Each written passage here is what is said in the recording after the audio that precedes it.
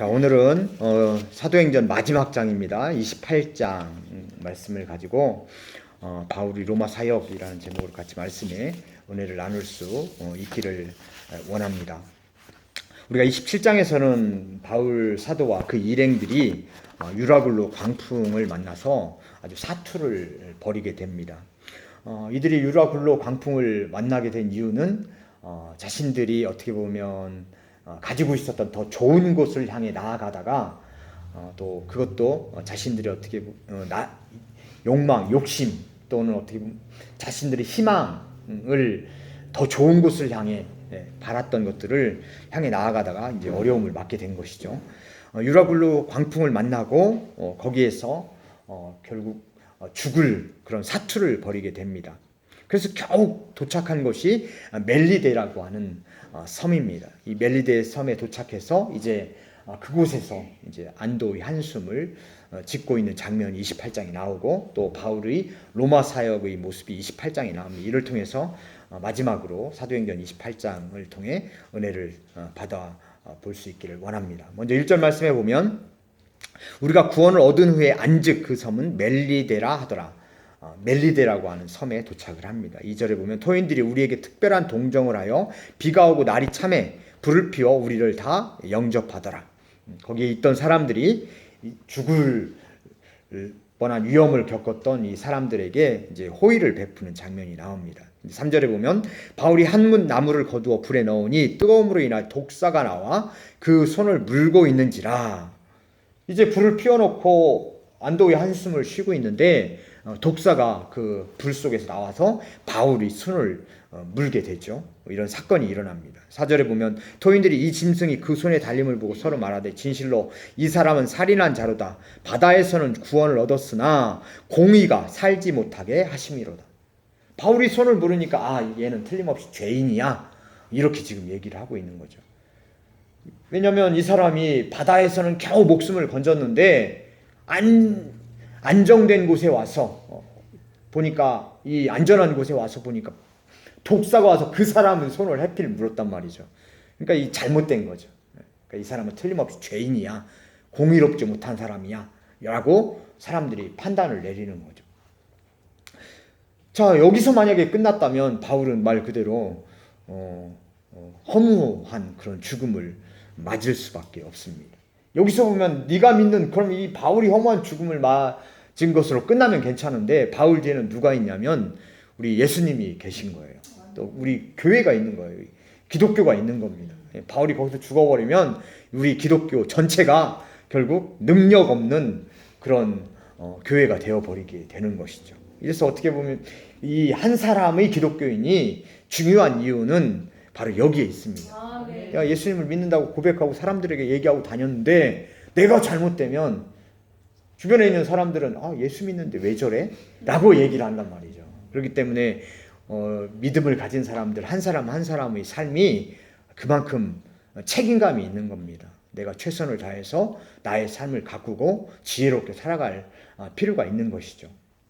이제 5절에 보면 말씀합니다. 바울이 그 짐승을 불에 떨어버림에 조금도 상함이 없더라. 그가 붙든지 혹 갑자기 엎드러져 죽을 줄로 저희가 기다렸더니 오래 기다려도 그에게 아무 이상이 없음을 보고 돌려 생각하여 말하되 신이라 하더라.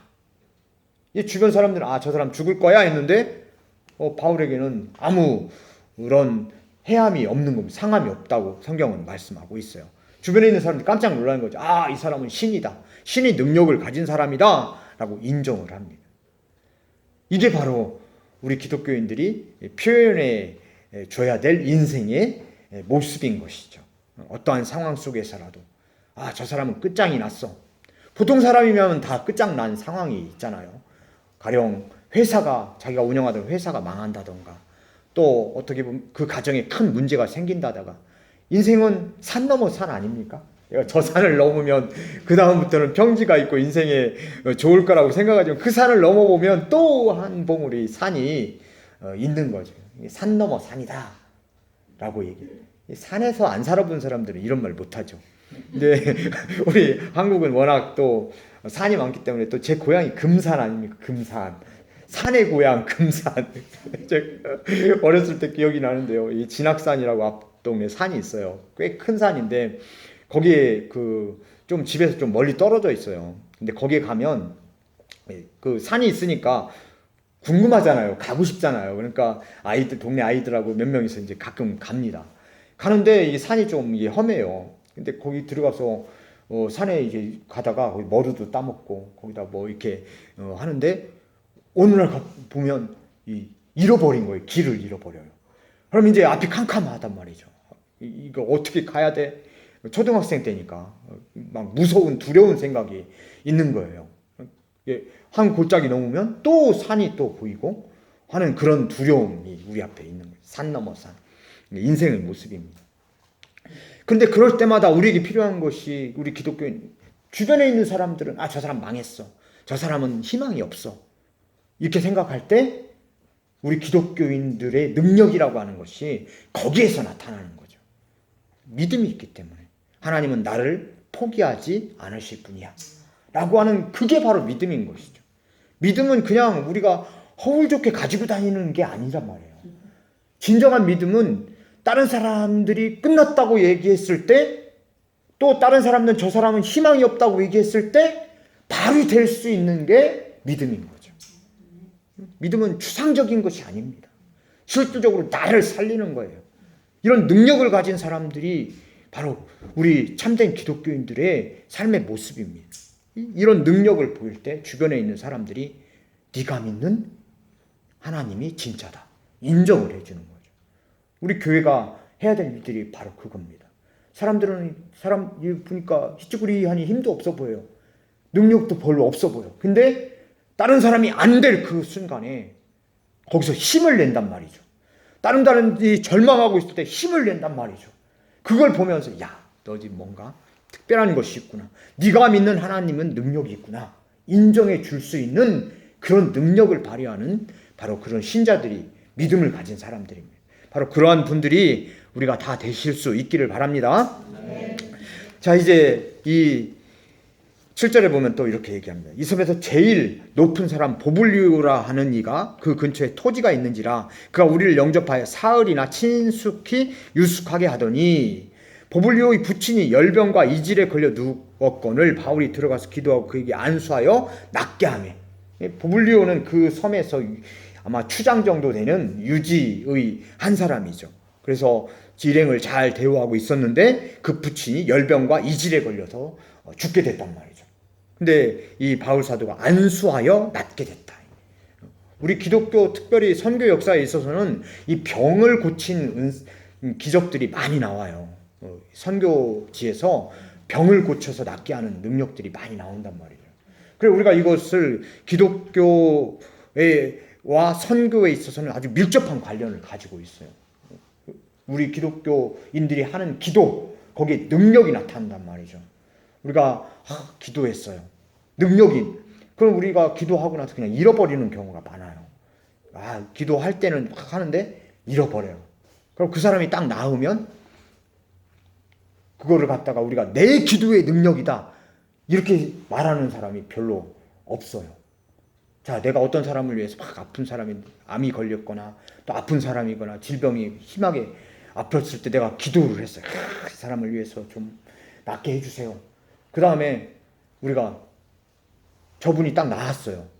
저분이 나은 게 내 기도 덕분입니다. 이렇게 말한 적 있나요? 없나요? 없잖아요. 왜? 겸손해요. 그럴 때는. 다른 사람이 기도했으니까 나았게. 이게 너무 겸손한 거예요. 이게. 그게 아니라 내가 어떤 분을 위해서 기도했어요. 그분이 병이 호전됐어요. 좋아졌어요. 그러면은 사람들한테 자랑해요. 내 기도 덕분입니다. 내가 능력이 있는 기도를 했기 때문에 이런 믿음을 가지시기 바랍니다. 이게 또 겸손해. 너무 겸손해. 믿음을 가지시기 바랍니다. 왜 내 기도에 능력이 없다고 생각을 하는 거예요? 내 기도에 능력이 있다 생각하고 기도를 해야지 되는 것이죠. 또 그 믿음을 가지셔야 됩니다. 자, 이 바울 사도가 기도하니까 안수함에 낫게 됐다. 하나님께서는 우리 믿음을 가진 사람들에게 특별한 능력을 주셨단 말이에요. 그 능력을 우리가 자꾸 썩혀요. 내가 기도하는데 이게 될까? 내 믿음 가지고 기도하 아니라니까요. 그걸 안 믿는 게 이게 문제인 거예요. 믿으세요. 나는 능력 있는 사람이다. 내가 기도하면 다 나서. 이런 확실히 가지시기 바랍니다.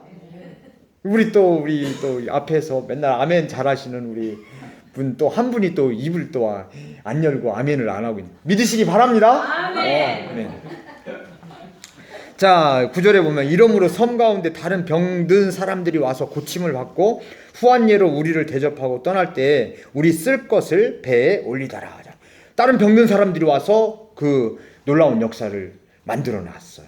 자, 우리 기독교인이 가는 곳마다 우리는 문제를 일으키는 것이 아니라 가는 곳마다 뭐를 만들어야 돼요? 역사를 만들어. 우리 기독교인들이 가는 곳마다 역사를 만들어. 어둠이 물러가고 가난이 물러가고 절망이 물러가고 이게 우리 기독교인들이 가는 곳마다 막 빛이 비치고 뭔가 희망이 넘치고 이런 능력 있는 교회가 되어야 되죠. 이런 능력 있는 신자들이 되어야 되죠. 그게 바로 기독교인들의 능력입니다. 바울이 가는 곳마다 지금 역사를 만들어내고 있어요. 자, 이렇게 해서 이 사문에서 이제 그 사역을 마치고 이제 이 후한 예로 우리를 대접하고 떠날 때 우리 쓸 것을 배에 올리다. 그 섬에서 이 바울 일행에게 이 보급품을 주고 또 음식을 주고 후하게 대접해서 이제 보내게 됩니다. 절망 속에 있었지만 이제 희망으로 지금 끝나게 되는 것, 그 섬을 떠나게 되는 것이죠. 자, 이렇게 해서 이제 로마를 향하게 됩니다. 석 달 후에 그 섬을 떠나 이제 로마로 향해 갑니다. 자, 15절에 보면 이제 로마로 향해 간다는 소식을 듣고 거기 형제들이 우리 소식을 듣고 앞비오 저자와 삼강까지 맞으러 오니 바울이 저희를 보고 하나님께 살해하고 담대한 마음을 얻으니라. 로마에 있던 믿음을 가진 형제들이 바울이 온다는 소식을 듣고 바울 일행을 맞으러 나왔어요. 바울이 로마까지 오는데 죽을 고비를 지금 거쳤잖아요. 그렇게 해서 로마까지 왔는데 거기에 자기를 환영하고 있는 믿음의 동지들이 그 안에 있는 거예요. 바로 이걸 보고 담대한 마음을 얻으니라. 바울이 인간이잖아요. 약한 인간이잖아요. 그러니까 그 어려움 속에서 항해하고 그 항해가 얼마나 힘들었겠어요. 그런데 나를 맞으러 나온 사람들이 거기 있어요. 마음이 통하는 사람들이 있어. 함께 사역하고 있는 사람들이 있어. 그걸 보고 바울이 마음을 얻으니라. 힘을 얻었다는 거예요. 인간은 때로는 약해져요. 넘어질 수도 있고 약해질 수도 있어요. 근데 약해질 때 나와 뜻을 같이 하는 사람들이 옆에 있을 때 우리는 그 외로움을 극복해낼 수 있어요. 어려움을 극복해낼 수 있어요. 믿어주는 사람이 있기 때문에, 나와 함께하는 사람이 있기 때문에. 바울은 이제 로마에서 이제 사역을 시작합니다. 17절에 보면 사흘 후에 바울이 유대인진 높은 사람을 청하여 모인 후에 이르되, 유대인 중에 아주 높은 사람들을 청해서 이제 모입니다. 18절, 로마인은 나를 신문하여 죽일 죄목을 없음으로 놓으려 하였으나, 19절, 유대인들이 반대하기로 내가 마지못하여 가이사에게 호소하며 내 민족을 송사하려는 것이 아니로다. 나는 지금 유대교를 헐뜯고 유대인들을 헐뜯려고 여기 오는 거 아니야 라고 지금 얘기하는 것이죠. 얘기하면서 20절에 보면 이러므로 너희를 보고 함께 이야기하려고 청하였으니 이스라엘의 소망을 인하여 내가 이 쇠사슬에 매인 바 되었느라. 이스라엘의 소망을 인하여. 나는 절망을 가지고 온 사람이 아니라 나는 소망을 가지고 온 사람이야 라고 얘기합니다. 바울이 로마에 온 이유가 바로 소망을 가지고 온 거예요. 비전을 가지고 왔단 말이죠. 그 어려움을 뚫고 비전을 가지고 그때 당시에 세계를 제패하고 있던 로마의 핵심부로 들어갔단 말이죠. 그의 마음속에 뭐가 있었어요? 소망이, 비전이 있었단 말이에요. 비전. 우리가 살아가는 이유는 우리 마음속에 비전이 있기 때문에 살아가는 거예요. 내가 무언가 의미 있는 일을 해. 내가 무언가 내가 삶의 의미를 있고 그 비전을 향해 바울이 왔다라고 자신의 이야기를 지금 하고 있습니다.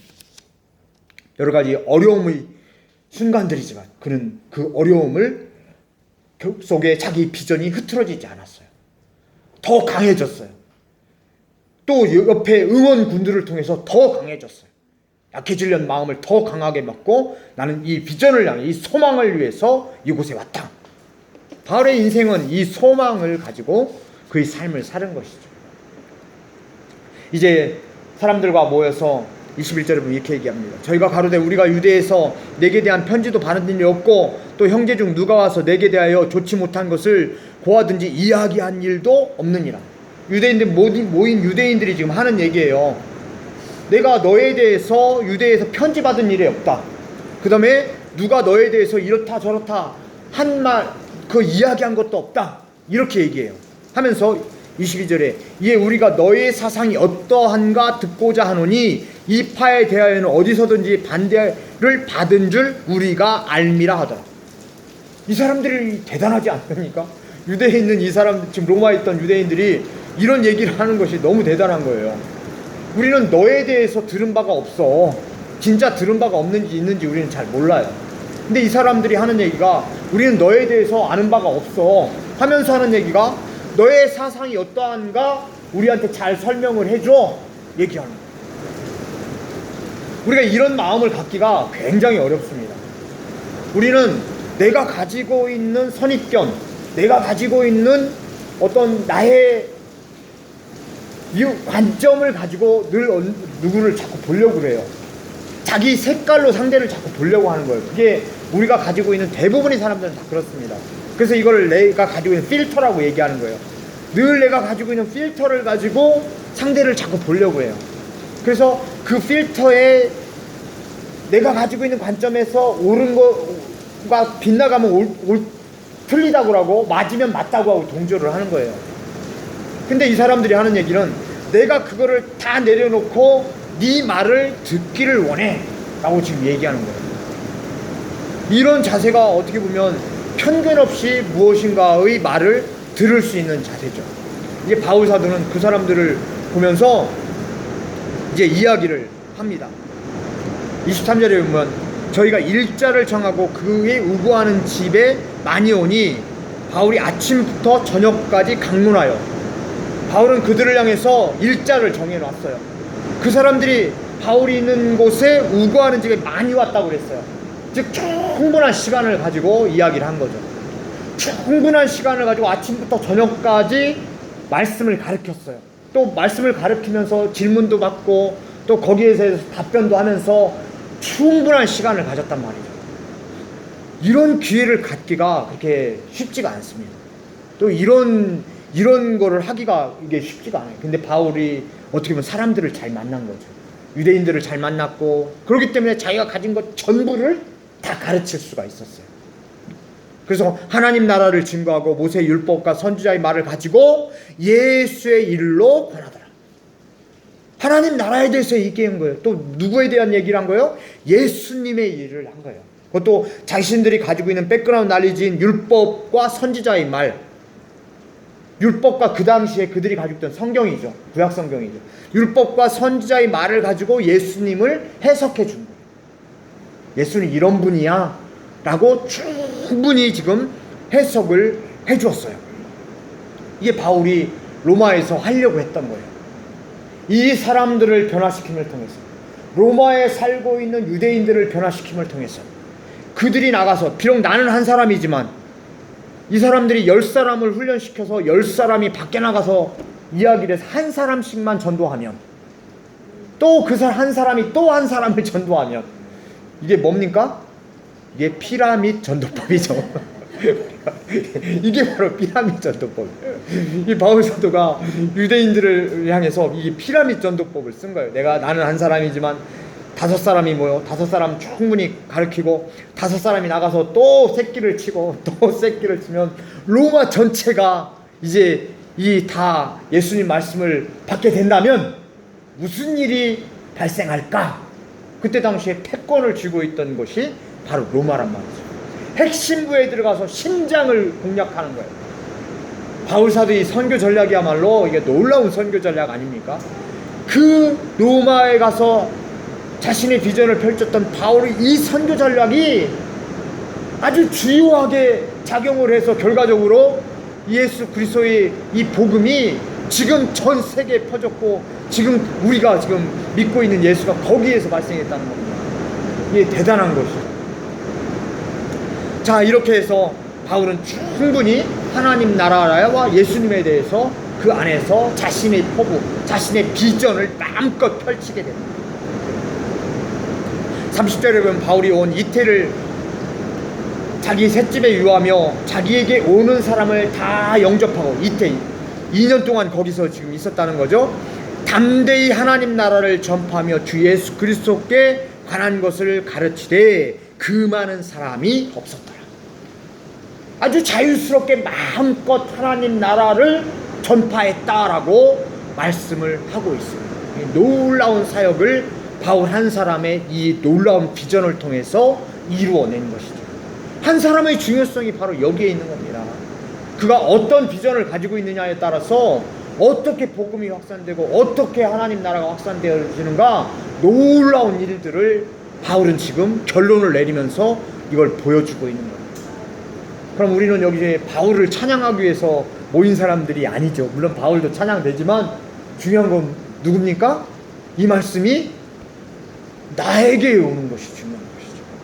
바울 한 사람을 찬양하는 것도 중요하지만 그게 중요한 것보다 이 말씀이 누구한테 오는 거예요? 나에게 뭐를 발동시켜야 됩니까? 소망을, 비전을. 이 소망이 발동됐을 때 누가 사는 거예요? 제일 먼저 내가 사는 거예요. 그럼 누가 삽니까? 나의 가족들이 삽니다. 또 주변에 있는 사람들이 살아요. 교회가 사는 것이죠. 한 사람의 소망의 중요성이 바로 여기에 있는 겁니다. 자, 말씀을 맺기를 원합니다. 자, 인생은 유라굴로 이후에 독사에게 물린 바울의 모습을 보면서 우리가 알았던 건 뭡니까? 인생은 산 넘어 산이다. 어려움을 극복하면 또 어려움이 있을 수 있는 것. 그러나 끝날 때까지 끝난 것은 아니다라고 하는 걸 우리가 알아야 됩니다. 우리 기독교인들이 가지고 있어야 될 생각이 바로 그거예요. 끝날 때까지 끝난 것이 아니다. 내가 희쭈구리 하니 50살 먹고 60살 먹고 내 인생이 뭐 이제는 나이가 뭐 이렇게, 지금 바울의 모습을 보면서 뭐예요? 끝날 때까지 끝난 것은 아니다. 인생은 지금 몇 세까지요? 아직 멀었다니까요. 지금 아직도 지금까지 살아온 시간보다 더 많이 살 줄 몰라요. 지금 우리가 지금 내가 여태까지 살아온 시간보다 더 많이 살 줄 몰라요. 그건 가봐야 아는 거예요. 끝날 때까지 끝난 게 아니니까. 그러니까 우리에게 꼭 필요한 것은 뭐예요? 우리 마음속에 끝까지 소망을 가지고 나가는 것이죠. 두 번째, 가는 곳마다 능력을 발휘하는 능력자들이 되자는 거예요. 바울이 가는 곳마다 보블리 부친이 열병과 이질에서 바울이 그들을 고쳐주고 또 주변에 있는 사람들을 고쳐줌을 통해서 하나님의 놀라운 능력을 발휘한 것처럼 바로 기독교인들이 가는 곳마다 우리는 발휘할 거면 능력을 발휘하는, 능력을, 병 고치는 능력을 발휘한 바울처럼 우리가 가는 곳마다 뭔가 새로운 능력을 발휘할 수 있는, 그래서 사람들은 저 사람 저 꼬락서니 보니까 별로 볼 것이 없는데, 근데 아직 끝날 때까지 끝난 게 아니에요. 어느 날 보니까 이 사람이 놀랍게 변화되어 있는 거예요. 저 사람 끝난 줄 알았더니 안 끝났네. 꺼진 불도 다시 보자. 아직 안 꺼졌다니까요. 자, 세 번째로, 외로움을 느끼는 자들에게 마음을 나눠주는 따뜻한 기독교인이 될 필요가 있습니다. 바울이 죽을 고생을 향해서 로마에 왔는데 거기에서 바울을 맞이하는, 그 바울이 마음을 이해하고 그의 사역에 동참하려는 사람들이 그를 환영하고 있었어요. 바울이 느낀 그 감정은 너무나 그들이 따스했을 것입니다. 바울이 힘든 사역에도 불구하고 자기와 함께 가고 있는, 마음을 같이 해서 함께 가는 사람이 있다는 걸 느꼈을 때 바울의 마음이 따뜻했던 것처럼 우리가 살아가는 가정 속에서 주변에 보면 외로움을 겪는 사람들이 있어요. 또 어려움을 겪는 사람들이 있어요. 그 사람들에게 마음이 따뜻한 사람이 되어줄 수 있기를 원합니다. 마지막으로, 인생의 마지막을 멋지게 장식하자. 바울 사도가 끝까지 담대히 하나님 나라를 전파했어요. 담대히 하나님 나라를 전파했다. 사도행전을 끝내면서 바울은 이렇게 얘기합니다. 담대히 하나님 나라를 전파했다. 끝까지 마지막을 멋지게 바울이 장식했던 것처럼 우리 인생도 마지막을 멋지게 장식할 수 있는, 마지막은 아직 멀었지만 그래도 멋지게 끝까지 최선을 다할 수 있는 우리 삶이 될 수 있기를 주님의 이름으로 간절히 축원드립니다. 기도하겠습니다.